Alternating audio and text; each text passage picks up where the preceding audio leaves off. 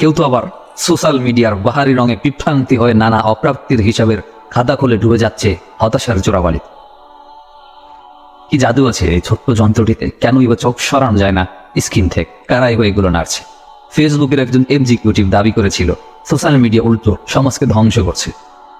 আমি আমার বাচ্চাদেরকে সকলের সংস্পর্শে আসতে দেব না। তার যৌক্তিকতা এখন বুঝতে পারছেন কি? সমস্যা তো বুঝলাম, সমাধান কি? এই মায়াজাল থেকে বেরিয়ে আসবো কিভাবে? যদি এমনটা চান, নিজেকে তাকওয়া দিয়ে আনাতে চান, তাহলে আমাদের করণীয় কি? এই স্মার্টফোন পরিত্যাগের জন্য সর্বপ্রথম স্মার্টফোনের ভিতর যতগুলো অ্যাপস রয়েছে তার ভিতরে কোন অ্যাপসগুলো আপনার প্রয়োজনীয় আর কোনগুলো অপ্রয়োজনীয়, সেই অপ্রয়োজনীয়গুলো চিহ্নিত করে সেগুলোকে আনইনস্টল করে দেওয়া। যদি আনইনস্টল করতে সম্ভব না হয়, সেগুলোকে নোটিফিকেশন বন্ধ করে রেখে হোম স্ক্রিন থেকে সরিয়ে ফেলুন। কিছু কিছু নোটিফিকেশন প্রয়োজনীয়, সেই সকল নোটিফিকেশনের জন্য বেস্ট নোটিফিকেশন অ্যাপ রয়েছে যেতে পারেন। এমন কিছু অ্যাপস রয়েছে যার মাধ্যমে আপনি যেই অ্যাপসের নোটিফিকেশন ঠিক যখন চাইবেন ঠিক তখনই আপনাকে দেওয়া হবে। এবং সোশ্যাল মিডিয়া বা গেম খেলার ক্ষেত্রে আপনি রিমাইন্ডার বা মনিটরিং অ্যাপ রয়েছে, সেখানে আপনি অ্যাপ্রোচে যেতে পারেন। এমন অ্যাপস রয়েছে যার মাধ্যমে আপনি সেট করে রাখা টাইমের থেকে বেশি টাইম ধরে যেটা আপনি সোশ্যাল মিডিয়ায় থাকেন বা গেম খেলেন, আপনাকে রিমাইন্ডার দেবে, সতর্কিত করবে।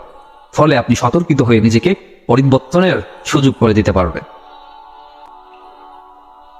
প্রতিবার সোশ্যাল মিডিয়া থেকে বের হওয়ার পরে আপনার অ্যাকাউন্ট লগ আউট করে বের হন, যাতে করে পরবর্তীতে ঢুকতে আপনার লগ ইন করতে হয় আপনার, যাতে করে তুলনামূলক কম ঢুকবেন আপনি। সব কথার মধ্য কথা এই যে স্মার্টফোন পরিত্যাগ করার ইচ্ছা যদি নিজের ভিতরে থাকে তাহলে এটা সম্ভব।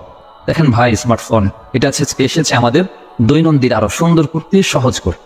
সেই স্মার্টফোনকে নিজের দুনিয়া বানিয়ে বাস্তব দুনিয়া থেকে বিচ্ছিন্ন হয়ে পড়ে থাকাটা খুব একটা সুবুদ্ধির পরিচায়ক নয়, তাই নয় কি? একবারও কি ভেবে দেখেছেন ফোন আমাদেরকে চালাচ্ছে নাকি আমরা ফোন চালাচ্ছি? কি উচিত ছিল আমাদের? কি করা উচিত ছিল আমাদের? ফোন কি আমরা চালাবো নাকি ফোন আমাদেরকে চালাবো? আল্লাহ আমাদের সকলকে এই ফিতনা থেকে হেফাজত করেন। আমিন। ওয়া আখির দাওয়ানা আলহামদুলিল্লাহ।